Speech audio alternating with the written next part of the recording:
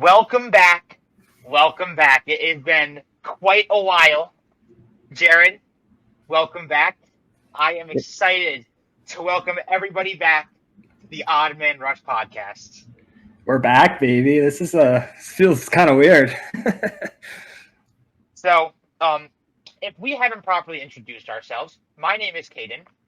My co-host is Mr. Jared McCabe. Jared, how are you doing today? Pretty good, man. How about you? You know, we're just doing. We're doing today.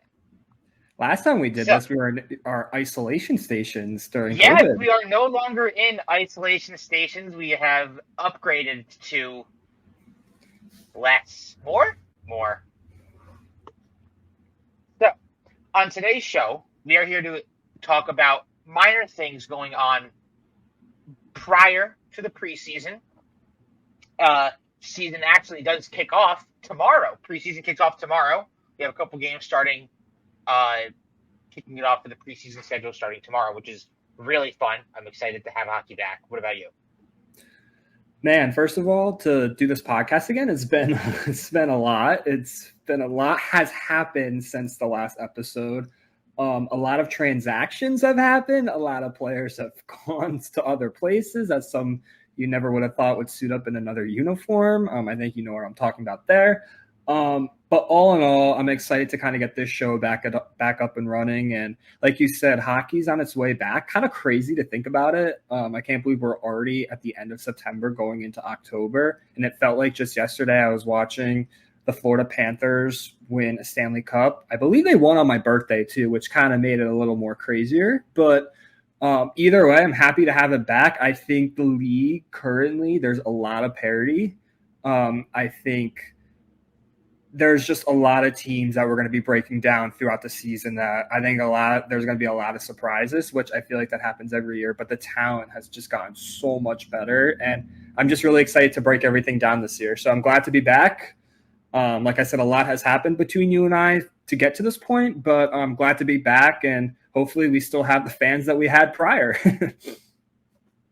Not only do we hope we have the fans that we have prior, we hope that we continue to bring in more fans. And like you did say, there's a lot that has happened between us and continuation, but I am so excited to be back. So before we get started, we just kind of want to give a little minor show narrative to the fans that this show is a show by hockey fans for hockey fans. I know that's a cliche thing to say, but that's pretty much what this is. We're going to get out shows when we can. We're going to be trying hopefully every couple of weeks, so just keep an eye out for those. So subscribe to Spotify, Apple Podcasts, wherever you get your podcasts. Odd Man Rush podcast. We're going to be dropping episodes daily, so keep an eye on them. So to start, before we get into the meat and potatoes of today's episode, which will be our top 5 teams going into the regular season with 2 honorable mentions. Which, can I mention, we've been talking about this a lot pre-show meeting. This list was hard, and we'll get deeper into it as we go. But I don't know about you. I was sitting down just trying to piece things together. I think we kind of talked about this, texting back and forth. I was like, I think I have my list, but it's so hard. And you were like, well, I'm pretty sure we have the same top 2 teams. I'd be like, yeah, because I feel like if we weren't, we'd be lying to the people. We'd just be a hater at that point. But I think after 1 through 2, it's just all up into your interpretation of what you saw last year and coming into this year. I'm very curious to see if we have the same teams, if they're in the same order, if we have the same teams or they're kind of spread out differently. I'm very curious to see that, but we'll dive deeper into that after we go through the first headlines that we kind of want to go through. So with the mention those headlines, we have a little bit of things that are happening prior to training camp that we just want to quickly run down. One of the big ones is Moritz Seider, the Detroit Red Wings, gets his extension. He gets 7 by 8.55. I mean, he is the face of that defensive franchise, and they just lock up their guy for another 7 years. For sure. You draft him high. I think it was 2019, right? They drafted him 2019? Yeah, he was actually a, off the board pick, which is crazy to think about. That's Yzerman, though. That's Yzerman. Yeah. it's off the board picks turning into great superstars. I will always sit here and be honest with the people. Hockey's the one sport when it comes to draft knowledge for myself where I'm just like, I'll come to Caden for that because it's so hard to keep up with so many players coming from different countries and different leagues, all of that. So, but I watched a lot of Red Wings games. This is their year. This is the year that they should try to take that step forward. You still have a lot of good key players on that roster. You got a resurgence out of Patrick Kane when we all thought he was kind of dead when the end of his contract was coming up in Chicago. And you just lock up a defenseman where when you look at an Yzerman team, he loves to build from the back end up. Victor Hedman, guys that he drafted, guys in Tampa, Dan Girardi, guys he brought in like that. Those players you always saw in Tampa was like, all right, Mikhail Sergachev was a player that he traded for when he traded Jonathan Drouin away. Those are players that he looks to target, and this is just an Yzerman pick, an Yzerman guy. So when you look at the price, it's like, all right, yeah, that's kind of what you're going to need to pay to get a top-tier defenseman. So another RFA is off the board, and now there's only, I believe, one remaining after Dawson Mercer signed two today, which today's September 20th, by the way, of the recording. So either way, I think it's good for Detroit. Now it's just like, all right, we're proving to our fan base that we're going to keep our guys. Now let's take that step forward. You mentioned Dawson Mercer. Dawson Mercer does get his extension with the Devils. He gets 3 by 4. That's a pretty solid deal for a guy like that, and I just expect him to grow. I mean, I hate the Devils, and you know that better than anybody, but I expect him to continue to grow. We won't show our bias here. We won't show our bias. Oh, I mean, sorry. No bias. Dawson, but he's going to continue to grow with that young New Jersey Devils team that they're just going to continue to get tougher and tougher to play against, and he's just an added piece onto that core. And you'd agree, Before we go into the two contract talks, Rick Nash today has also been announced as the director of hockey operations for the Columbus Blue Jackets. I think that's wonderful. I love Rick Nash. I know you love Rick Nash. I think he's the next GM in Columbus. Yeah, it's just paving the way to eventually get that job.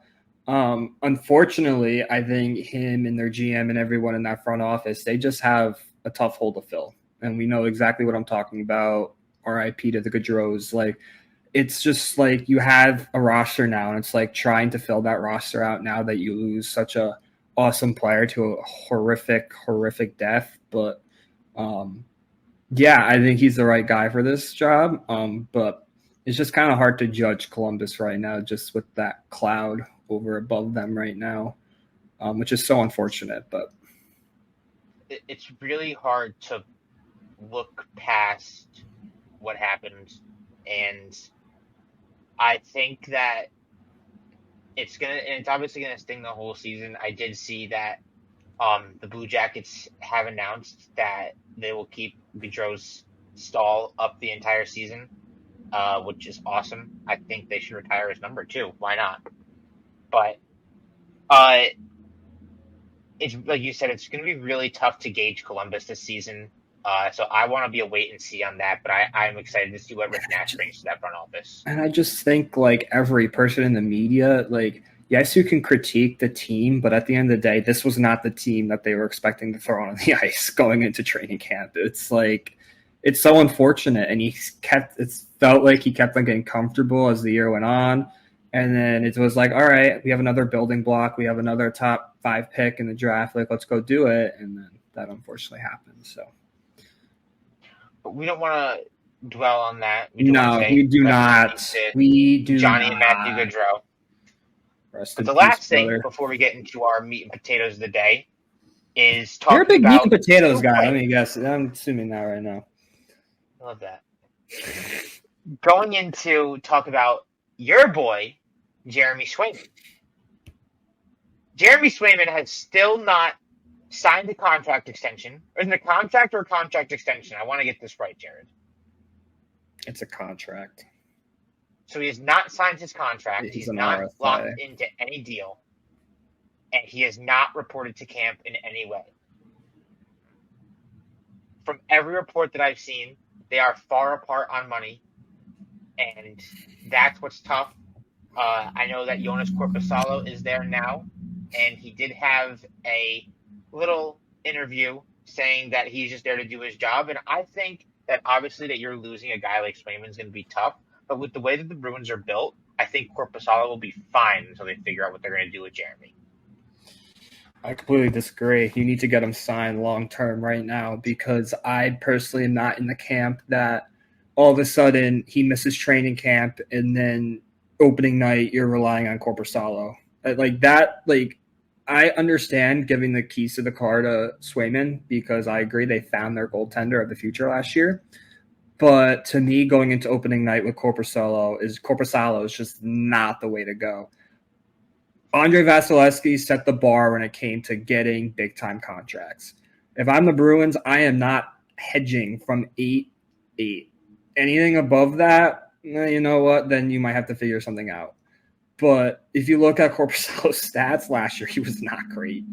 And I just don't know if you can sell to this fan base that we're all in, but yet you won't re-sign your long-term goaltender that we clearly saw come to fruition last year.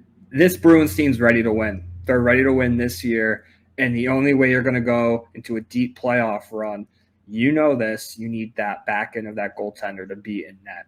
And I just, without training camp, I don't care if he's practicing at a practice rink somewhere else with a bunch of AHL players. I don't care. You need those game reps. You need those preseason games. It's just like football. You need to get in game shape. And I don't know. This is just a bad look for Sweeney and the Bruins, and a bad look for Swayman as well on both sides. I understand Swayman, though, wanting to get his money. I don't blame him at all. But I don't know, man. This is just a tough look right now. But I'm holding out hope by game one in a couple of weeks in Sunrise, Florida during banner night that he will be in between the pipes for the Bruins. But it's a tough look for both sides for sure.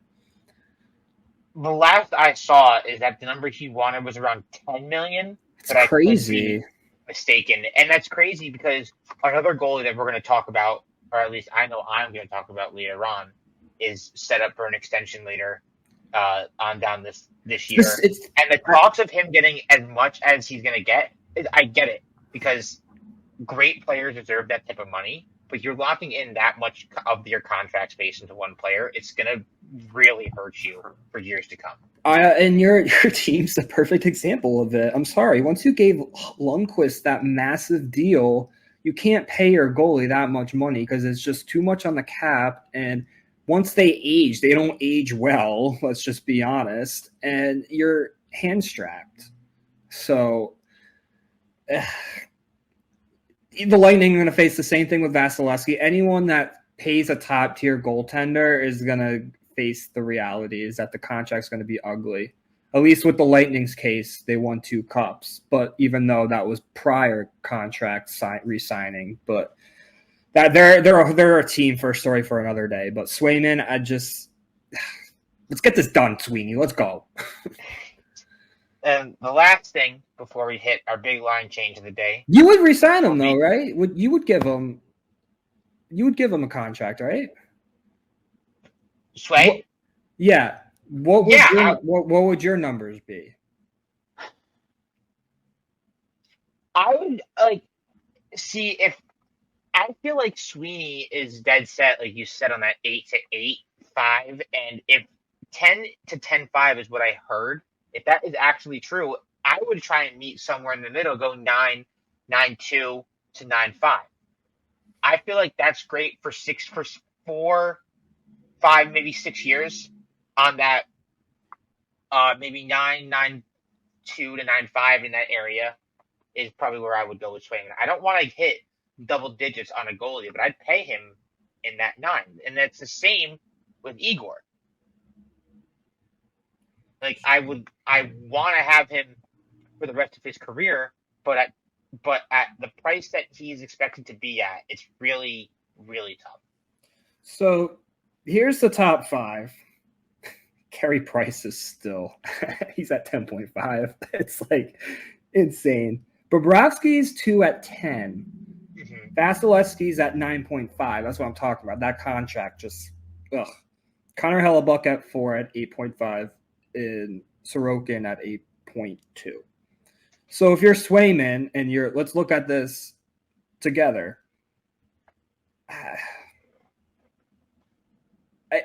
He showed a little bit, but I don't know if I maybe put him above Sorokin. He's at 8.2. But other than that, I'm not going at 8.5 because I think Hellebuck's better right now.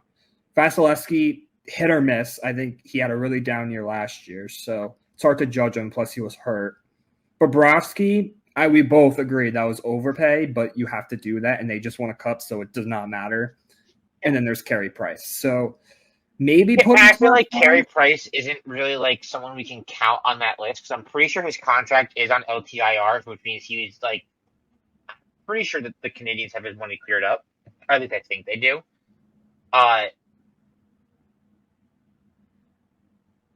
It's very, very tough to think about that. And the same thing And goes that's for cap Igor. hit, by the way. Those are cap hits, by the way, those top 5. Yeah. So all in all, they have a decision to make, and it's not going to be easy. And they don't have a lot of time to do it either. Nope. So get it done, boys. And the last thing that we wanted to talk about was a chronicle we saw a lot over the offseason between Jacob Trouba and the New York Rangers. Thoughts of trade were looming around. He ended up not getting dealt, stays with the Blue Shirts for one more year. For this is his last year on his contract too. I want to mention that. He pretty much came out and said that he would not have reported. It was him or his agent said he would not have reported to any team if he was traded. That's just not a great look in my opinion. That's just my opinion. I feel like that's also kind of, I've seen people talk about this on Twitter. It feels like a breach of contract, but I don't know what I'm talking about. See, I'm on the complete opposite side of this, but continue. I mean, like I said, I don't really know what I'm talking about, but, but I just feel as if, I mean, I get you can tell, like, I'm not going to report, but every team, I'm not going to report anywhere. You're not going to give anyone a chance. So let me get this straight. And this is coming from a non-Ranger fan. He re-signed in New York when he got traded, right? He got re-upped for that 8-year contract, right? Mm-hmm. He negotiated it, him and his agent. And what did your GM give him? A no movement clause. I should say a modified. He has every right. Every right. Even if he got traded to a place that's not on that list, I'd still be like, yeah, no. Players hold leverage now in sports. They hold leverage. It isn't like days of old. It's not the teams anymore, it's the players, and that is true. To anyone to blame, it's your GM. You gave him that contract, and I told you from day one when that trade happened, absolutely not. You're like, no, he should be okay. I like the Trouba trade, but the $8 million at the 8 years that they gave him for, I think it was 8 by 8 too. You know who the heart and soul of that team is right now. It's 2 players.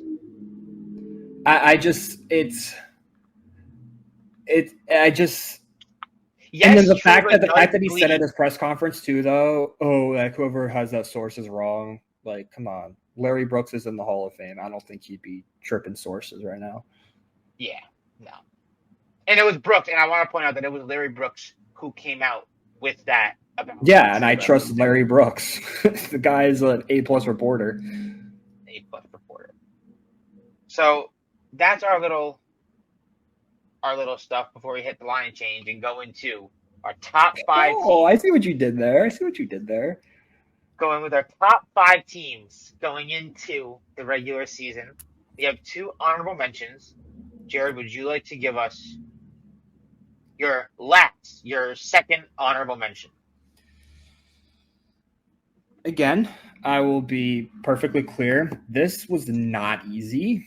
I had to really think about this.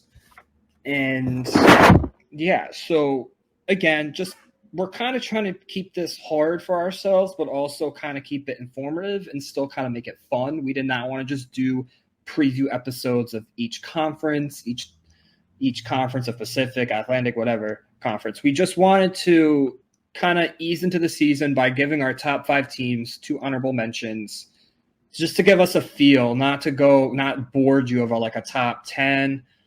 Little inside too, if you guys forgot, Caden loves lists. So when we talked about a lot of pre-production meetings going in, he was like, I need to do a list.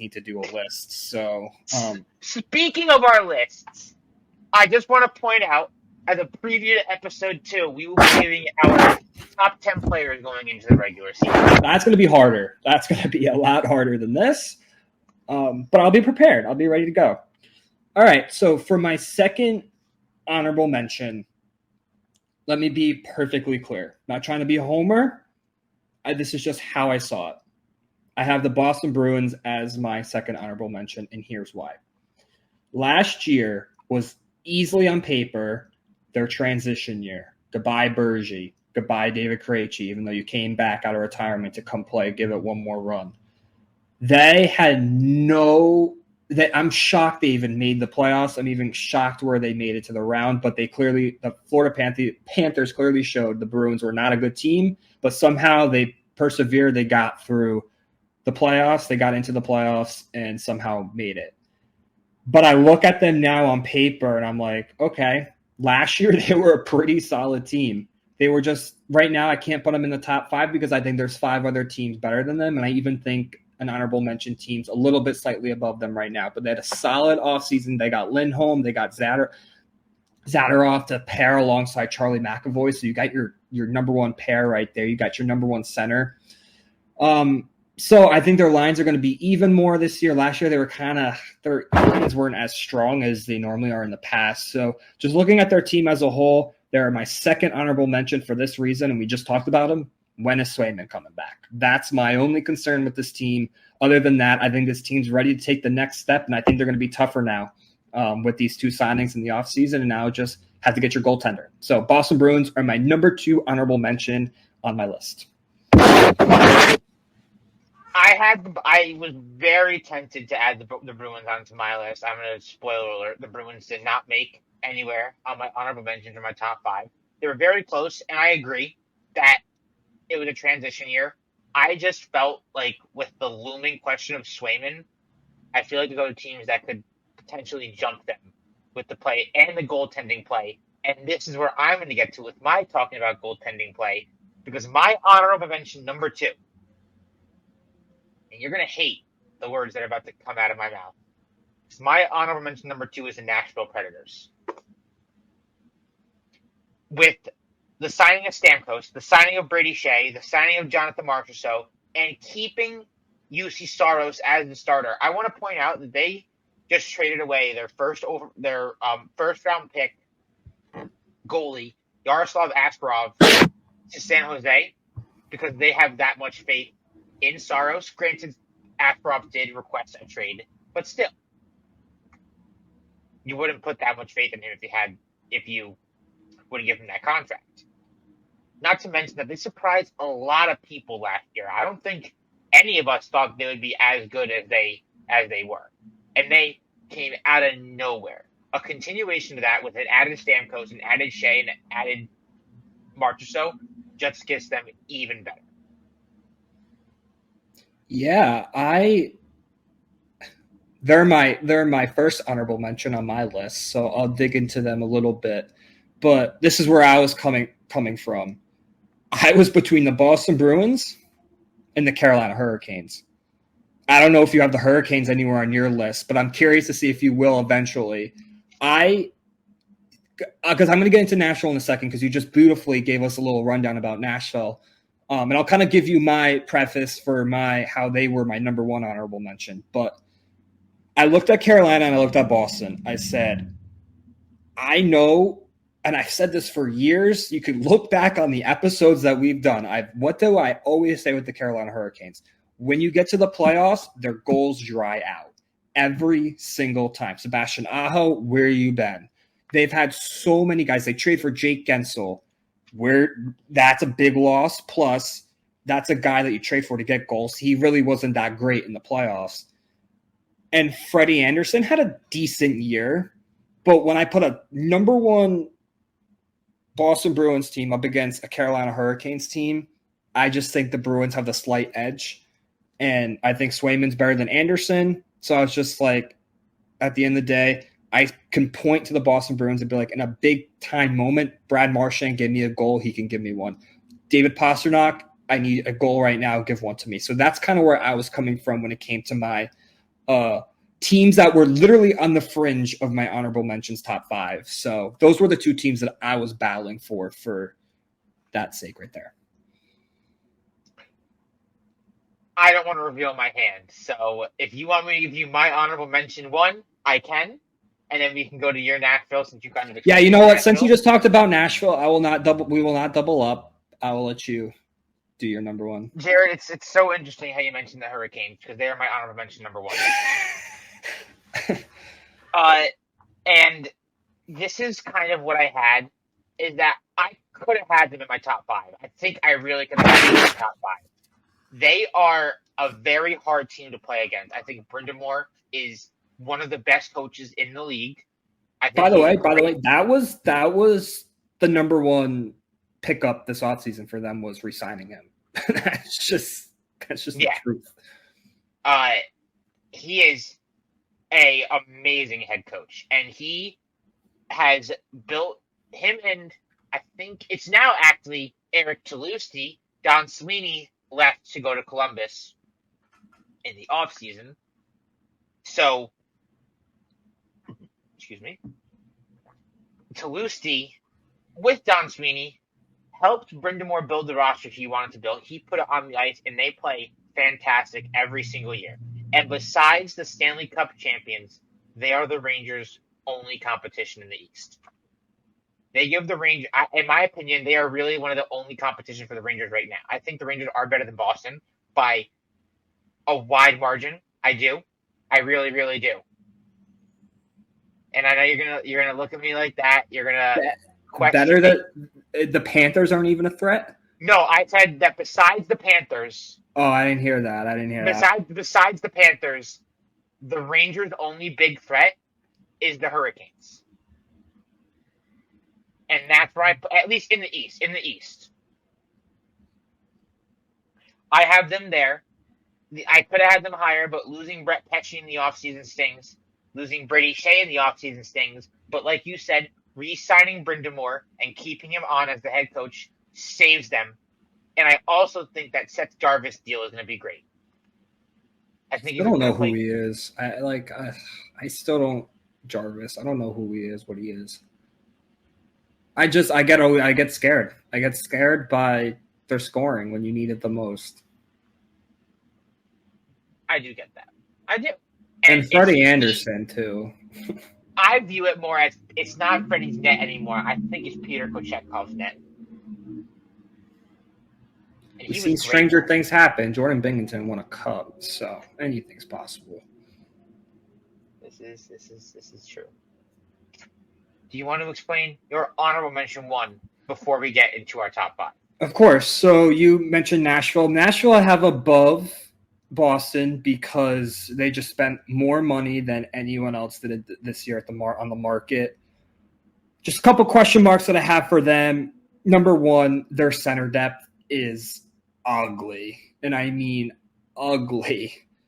Steven Stamkos going to be so weird, so funny seeing him in Nashville, but he's not really a center anymore. He's better at face-offs, but other than that, put him on a wing. But it was just hard to ignore what they did. Yes, they signed Jonathan Marchessault, like you said. They signed Steven Stamkos. They re-signed UC Saros. The depth is going to scare me there, but at the end of the day, they have a core now a little bit. They're aging. I'll give them that. It's not promising. So within this window that they have a lot of long-term contracts locked into old aging players. So now this is their time. They have a lot of guys that have done a lot of things elsewhere. Jonathan Marchessault won a cup in Vegas a couple years ago. Obviously, we know Stamkos. They have the players. I just give their offensive upside just a little bit above the Bruins right now. But it was so close, and I was just like, you know what? I think this team's going to try to have a chip on their shoulder, especially Stamkos, because not getting that contract in Tampa Bay, I think that's going to kind of give them a little edge. So if you want to sprinkle like a heart winner, I'm telling you right now, Stamkos might be on that list for me because I think he's going to play with a chip on his shoulder. But other than that, I think they have a coach, they have the players. It's just go out and do it. So we'll see how it is. So Bruins 2, Predators 1 for my honorable mentions going into our top 5. It's funny you mentioned the coach because I didn't even mention him. Andrew Burnett is a up and coming coach in the league, and for him to take over a team that is going to have Steven Stamkos and Jonathan Marchessault with Philip Forsberg is going to be something to see. And I didn't even mention Forsberg. Like now he has help. Yossi has help. The only thing that's going to hold them back is potentially their center depth. If any of those centers go down, good night. Especially with them losing Cody Glass in the offseason. Cody Glass did leave. Well, they had to trade him because they didn't have any money to maneuver. Yeah. So with losing him, because he was starting to really come into his own in Nashville. So it really sucks that they lost a player like him. And if they don't win a cup in the next, let's say, 3 years, 4 years, it's all a failure. Because that's a lot of money that's to aging players. But I honestly hope they win a cup within the 2 years. I would love to see it. I would love it. It'd be awesome for the sport. All right, man. Let's go to your top 5. Starting at number 5. Who do you have at number 5? Starting at number 5. And this is where I thought I could have had the Canes, but I didn't. This team almost dropped into my honorable mentions, but I just couldn't put them there. My number 5 is the Colorado Avalanche. I mean, nothing really changed in Colorado. A lot of their big names came back. Obviously, not losing McCarr, not losing McKinnon, not worrying about Rantanen. But you had 2 big things to worry about. That was Casey Middlestat and Jonathan Drouin. You re-signed Casey Middlestat, now you have your second-line center. You re-signed Jonathan Drouin, who's kind of having a little resurgence with the Avalanche right now. Just going to continue to help them on that team. They got a lot of good depth down around everywhere. I know Yoel Kirivanta re-signed. They got Oliver Shillington from Calgary in a contract. So it's a lot of depth signing that's going to really help this team fill out and push for another cup. But my one question is Alexander Georgiev. Of course. He had an .897 last year for goals against average. And you can be on the best team, but an .897 is not great. Save percentage, not goals against. For save percentage, it's not great. And if they want to push for another cup this year, that needs to be 9-10 at the lowest for them to have any sort of shot. I like it.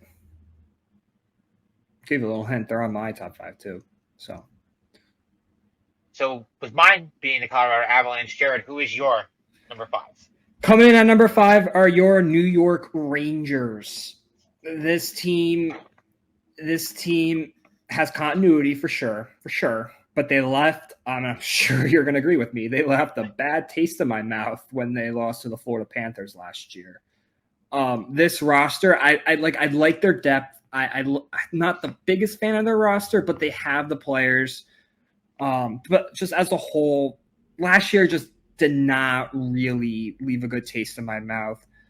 But there were teams that I looked and I was like, okay, if not now, when? This to me is like the Rangers with this roster, the last kick at the can to really go get that Stanley Cup, because I truly believe, and I don't know where you stand on this, but if they don't do it this year, I don't know how you can sell to your fan base that you can run it back again with this roster. Not that they're aging, but it's just like at some point you're going to have to try to change some things up. And obviously fans aren't happy with the whole Trouba situation. I'm not getting into that, but I looked at 4 other teams and I was like, there's just 4 other teams that have better elite players right now on offense that I just was like, when I look at the Rangers, the continuity's there, but I like a couple of elite forwards that are on other teams that have better, younger depth. So for number 5, I have the Rangers, but they could skyrocket throughout the year if they continue their run. But this is it personally for me when it comes to the Rangers. If not now, when? So Rangers coming in at number 5. Yeah, you hit on a lot of things, and I will touch on some of those things later on. I don't really want to get into too depth into that, but it definitely aren't speaking. You're definitely speaking to the choir here. It's a lot of agreement in what you're saying. And Riley Smith, like, that doesn't move the needle for me one bit. It's like he's just been a cast off ever since he got traded from Vegas. He got his cup, and then they need to maneuver money. And obviously, the Rangers they're strapped for cash because of they're locked into so many contracts, and it's just the way they kind of just fell off last year. Panarin, Zibanejad, it was like, oof. But the one thing I'll give them, is they're slowly starting to develop their young players. Lafreniere finally took a step. And I always used to joke with you, the fact that he got benched in Game 4 or Game 5 against the Tampa Bay Lightning, where it was a game-clinching game and he wasn't even on the ice, that's when he knew it was a sign. But I liked that slow progress. So can they take that next step? So Rangers number 5. Who's number 4? I also want to quickly point out that you're thinking of Capo Caco, who was benched in Game 5. Wasn't it? Lafreniere. It was. Was it? You're right. But my number 4. Now, this is a team that I could have easily had higher. My number 1, my number 2 were set in stone easily. Yeah, I agree. Yeah, I think 2 and 3 could have easily been flipped back, or my 3 and my 4, sorry, could have easily been flipped back and forth. But at 4, I have the Dallas Stars. They were my Western Conference champion pick last year. I think they will go for it again. They are going to. I'm spoiling my Stanley Cup Finals predictions right now. I think they will be in the Stanley Cup Final this year. I think Dallas is amazing. They continuously are getting better. Jason Robertson is amazing. Miro Heiskanen is amazing, and they just got better in the offseason. They added a lot of that piss and vinegar that teams are that hate to play against in the offseason, but they have that scoring that'll make you pay if you make any sort of mistake. They have an amazing goalie. Jake Ottinger is one of the best goalies in the league today, and I love his game. Dallas is going to be very hard to play against this season. I think they will be in the Stanley Cup Final. I just couldn't put them higher than 4. When you look at that team, you can make the argument that they have the best forward depth in all of hockey. You could even make the argument that they have the best all-around team on paper. Yeah. It's just getting over that hump at that point. And they have been really stuck at getting over that hump. I think it's DeBoer in Dallas now, isn't it? Mm-hmm. He has that winning experience. He can easily get them over the hump. I wouldn't be shocked if they do it this year. Coming in at number 4, I have the Colorado Avalanche at number 4. Let's be brutally honest. This is not the same team that won the Cup 3 seasons ago against the Tampa Bay Lightning. But, like I said, you can't ignore the absolute blue-chip elite players on this squad. Nathan McKinnon, Cale Makar, Mikko Rantanen, and Taves, Donovan Taves. In this league now, you need young stars that have speed and speed kills, and that's what this Colorado Avalanche team has. Obviously, like I said, this is not the team of the past that just won the Cup because they've only won one series in the last 2 years. But when I was looking at this team, them kind of going back and forth with them and the Rangers, I was like, at the end of the day, they're blue-chip collar players. I just like them better, and they can impact a game with their speed and their athleticism and their just overall talent. That was hard to ignore, not to at least put them in my top 5. Are they better than a couple of the other teams in the West? I don't think so. But when it just comes to blue chip collar players that they have, they are up there for sure. But at the end of the day, I'm curious to see what happens because, again, you mentioned they re-signed Middlestat. They still have Jonathan Drouin, who kind of had a resurgence of a career here in Colorado. And that's because of players that you play with. And you're playing on a line with Nathan McKinney, he's going to make you look good. And plus, I think Drouin is a good player when he's in the right headspace. So with all of that being said, Colorado, they may not be at the top of the top 3 standings this year, but at the end of the day, they still have that winning mentality. And like you said, Georgiev, that's a question mark for me. But overall, their scoring ability is above nobody. So Colorado at number 4 for me. I'm excited to see what Colorado can do again. I mean, I always love watching Cale McCarr play, watching Nathan McKinnon play. They're it's like amazing. It's so fun to watch them play. But like we keep saying, how will Georgiev respond to a season of last year? For number 3, I think you know where I'm headed with this. At number 3, I have my New York Rangers, and the thought of this is a lot of people had them winning the Stanley Cup last year. You did too. I'm I did. pretty sure you said they I were winning did. the cup. I did. I Had them against Edmonton. I had family members saying they were winning the cup this year. I believed it, but I didn't want to keep saying it. Obviously, didn't go the way we wanted.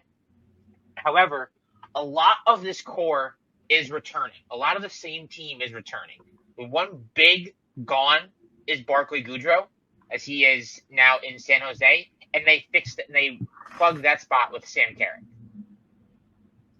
The arguments are going to be is, could Brennan Othman make the team? Could Brett Berard make the team?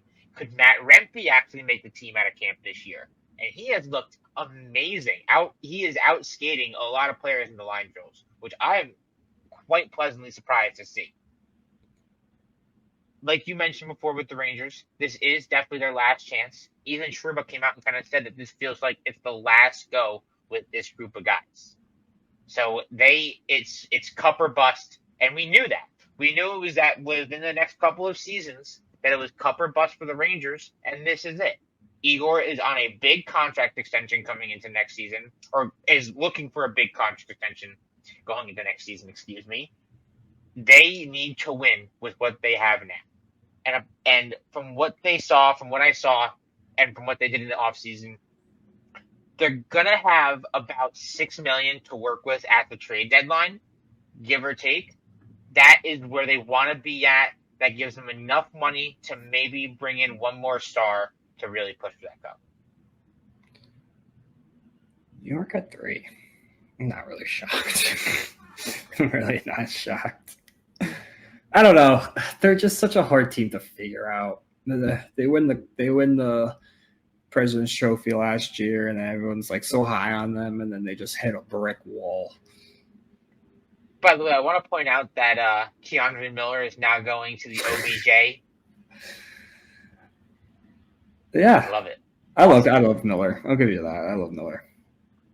So my prediction was kind of right. We have the same top 5. It's just different rankings, different spots. So again, number 3, the team, Dallas Stars. Caden kind of already mentioned them. Solid goaltending, defense, great offense. They lost Tanev, Dumba on the back end, which again will hurt. But at the end of the day, I think they got young guys that can step in. And like I mentioned, I kind of already gave away my point when you were talking about them. They arguably have the best depth in all of hockey when it comes to the forward position with young guys that have really stepped up in playoff games. Now it's just getting over that hump. They lost Pavelski to retirement, which sucks. But at the end of the day, they still got that young talent. That's this team that's infused with young talent. You need speed. They have speed. They have goal scorers. They have it. They have a great goaltender. So not really going to talk about them that too much because you kind of already hit on it. But 2 straight Western Conference Final appearances, so I eventually think that they're going to get over the hump. And when you have a goaltender like that, your chances are pretty good. So Dallas Stars at number 3. And again, I picked the number 3 over Colorado, who I had at number 4 because of their goaltending and their depth. I love watching Dallas play, and I love Jake Ottinger, one of the best American goalies we have right now, and will also easily make that Frozen Four face-off between the best of the world. At number 2, I don't think this was really any kind of surprise with how the season went. I have the Edmonton Oilers at 2. So do I. They're the runner-up. What can I say? I mean, I don't know what else you can say. Re-signing Leon Draisaitl in the offseason to a big, big contract. But now the question... Dude, I hated it, though. I hated it. I hate it, too. Believe me, I hate it, too. But now the question stands, what's going to happen to McDavid next season? Yeah. And is he staying? Is he an Oiler through and through for life, or is he gone to win a cup? And let me just I hate it to another perspective. Just like every free agency year, you know there's going to be like that big fish on the market. Is he going to return? Is he going to go somewhere? And it's just as a fan, I just wanted someone like that caliber, to hit the open market and see what he'd get and see what teams would go after him. Because it gives our fan bases hope. Like, oh my God, maybe the Rangers will clear up cap to get him. Like just stuff like that. So. Plus, it makes the it makes the free agency all that more interesting. I mean, that whole thing with Panarin going to the Rangers or going to the Islanders, and then it seemed like he was going to go to the Islanders, and then he takes less money to come to New York. I mean, that's the type of drama that we as hockey fans want. So I agree with you there. I hate it because of the money, because I feel like McDavid should retire as an Oiler. I feel like he is like the guy. He is their guy. But with that much money, obviously the cap is going to go up, but it's going to go up that much. We're going to put nearly 20 to 30 million into these two guys. Look at the Maple Leafs right now. They have all that money locked into 4 players, and it's so tough. I'll give them this though. Jeff Skinner, Victor Arvidsson, those are good depth pieces, but they're not the depth that Dallas has. They're not the depth that, honestly, Colorado kind of has right now. And I don't know where you stand on that, but... my whole thing is also the goaltending, is that I think Stuart Skinner is great, but do you really view him as a world-beating goaltender who can, say, I'm going to take games and win you them during the regular season? I'm going to take games and win them in the playoffs? And granted, he did that. He really, stepped it up in the postseason. But, they need that more than ever. They can't just say to McDavid, go out there and score 3 goals a game. Connor, you 2 score 5 points a night and will somehow miraculously win 5-4. That's why, though, I had them at number 2, just because of the McDavid Draisaitl experience. And then after that, it's all right, okay, what are we going to get? Yeah. But which brings us to our number 1. And I'll quickly say just other thing about Edmonton, because I mentioned their depth. It's kind of a question mark. Their defense, that's a massive question mark for Bouchard. Yeah. Ekholm's still there, right? Yeah. So, but he's aging. He's aging though. Yeah, and that's they need to really fix up their defense. So I think they're going to take a huge step back. I don't think we're going to see them make the conference final this year. I think they're going to make the playoffs. Again, it's just you have McDavid and Draisaitl, and I was they're the runner-up, so they're going to be motivated by last year, because McDavid's that final, off the top of my head, it's McDavid and Matthews that they don't have a cup yet, and those are the 2 stars that when you think of the NHL, you think of Connor McDavid, Austin Matthews. And Steven Stamkos, prior to his cups, he was part of that list. So it was always who's going to win that next cup? When I think of right now, it's Matthews and McDavid right off the top of my head. I could be missing someone else right now, but those are the 2. And it's I feel like they're going to be motivated now, even more so than they were previous seasons. And they felt it. They were that close. They almost made history with that comeback. So it was hard for me not to put them at number 2. Yeah, I mean, it was a great Stanley Cup final in that right ending matchup where Edmonton found that second life and really pushed to keep themselves alive up to Game 7. And I thought they were going to do it. I thought it was it was very, very close, but Florida. Once they forced it back to Florida in Game 5. No, let me rephrase this. Once they forced it back to Edmonton for Game 6, that's when I was okay, all right. Because if you can force it back to your home barn Game 6, you have your fans, and then we always say Game 7's a toss-up. It's, always a toss-up. And Florida, they were tripping going into that one, but one of my favorite things to be said about a Stanley Cup playoff series is that Games 1 through 6 is a novel, but Game 7 is just its own entity of something else. Everything changes when the series at that point doesn't matter. It just comes down to what type of team are you that night. And that's for literally all sports. It's for all sports. But the beauty with hockey is that It's the hardest playoffs to win a championship. You're beating up the same team for max 4 games. I mean, minimum 4, max 7. You're going back and forth, possibly going to the United States and to Canada, vice versa.